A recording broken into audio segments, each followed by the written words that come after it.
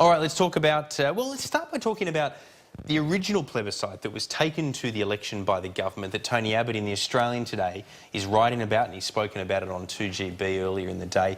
He says that the government should just keep on trying to get that through the Senate. If at first you don't succeed, try again. Is he right? Well, certainly they should try more than once. They've only had one go at it. Lest they be accused of breaking a promise. Correct. And also because I think it creates pressure on their opponents, the Labor Party and the Greens, to revisit why they are opposed to it, each time. In the beginning, when the Labor Party said they were opposed to it, opposed to the idea of a plebiscite, I asked them why, because they have in the past thought it was a good idea. And the answer I got was because we think it will lose. Now, that's nothing to do with the kind of arguments they based around destructive debate, all that sort of thing. I actually think the politics are on the side of the government on this issue. They went to the... on the side of the government? In what way do you mean? Because they went to the public and said, this issue requires your say. We want you to vote on it.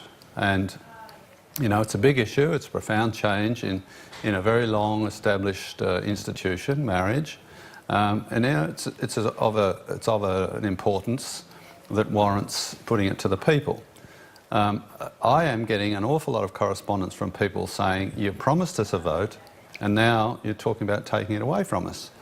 I think all the arguments about saying do your job, that's what Parliament is for, I think that's quite a small proportion. So what does that say then about the polls? I mean, we've got another news poll today. I think it's the 6th in a row where the government's down 53-47. It's a pretty embedded, 6-point margin. Is your view that they could be even further behind, or will go further behind, if they break their promise on same-sex marriage in a plebiscite?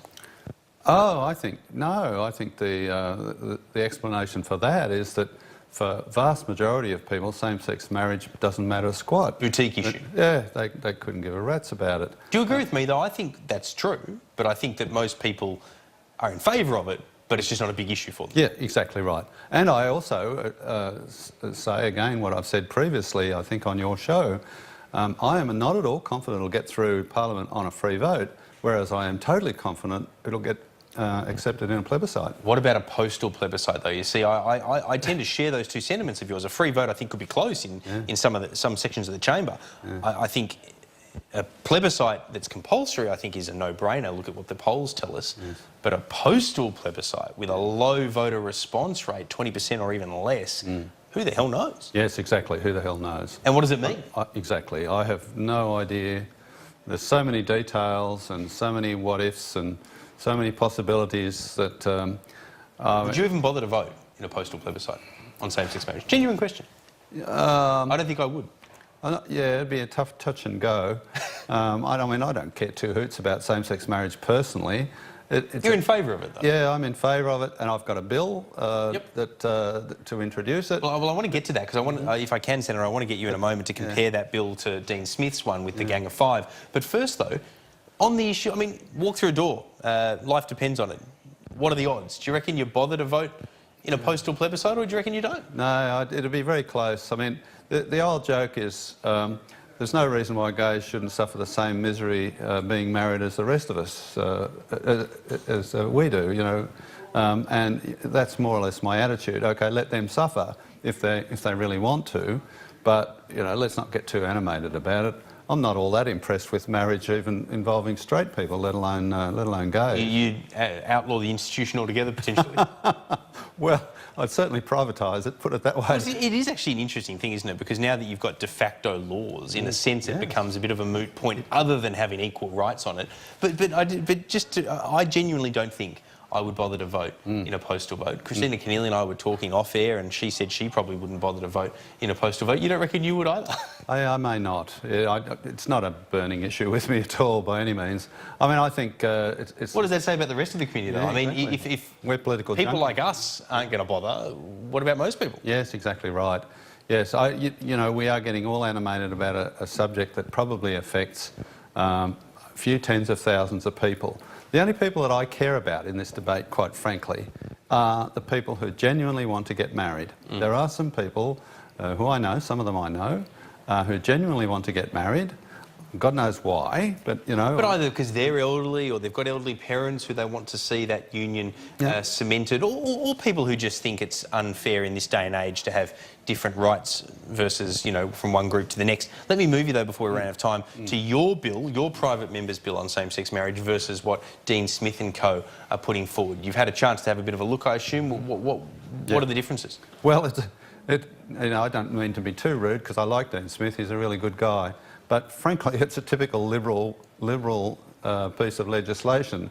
It's Why is that? Wordy, regulated to hell, and totally unnecessary. So give me an example of that. Like what in there you think's unnecessary? Well, what they do is create this carve out from the Sex Discrimination Act for religious celebrants. But to become a religious celebrant, after a 90-day window of transitional period, will be really quite difficult. It will actually be quite hard for anyone who's a civil celebrant who isn't a minister of religion to become a civil celebrant. Almost impossible.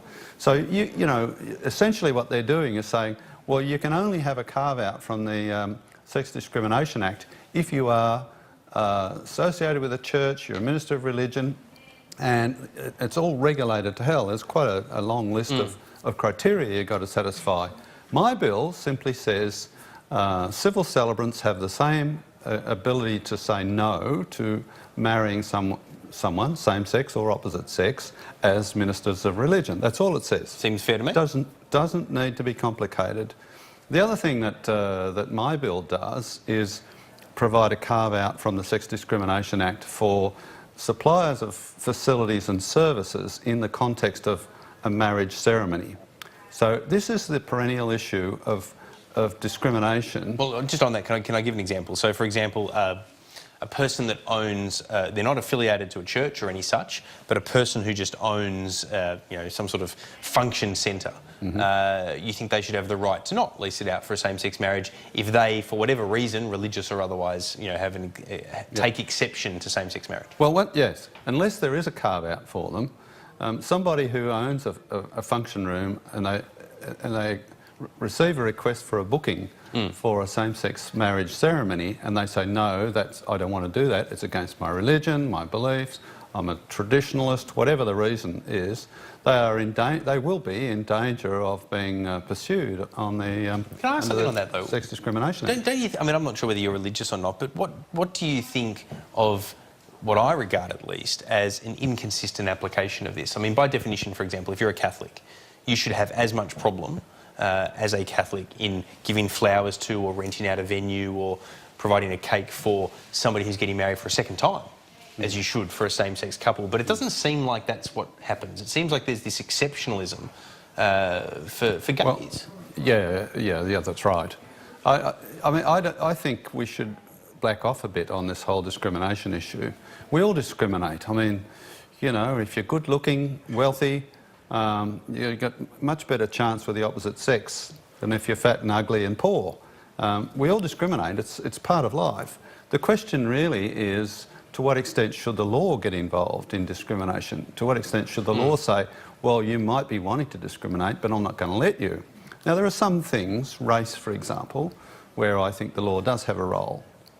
But really, you know, just saying to somebody, well, you know, you want to get married, well, I don't, you know, I'm not really in favour of the kind of marriage you want to have, therefore I'd rather you went somewhere else. Why should that be a question for the law?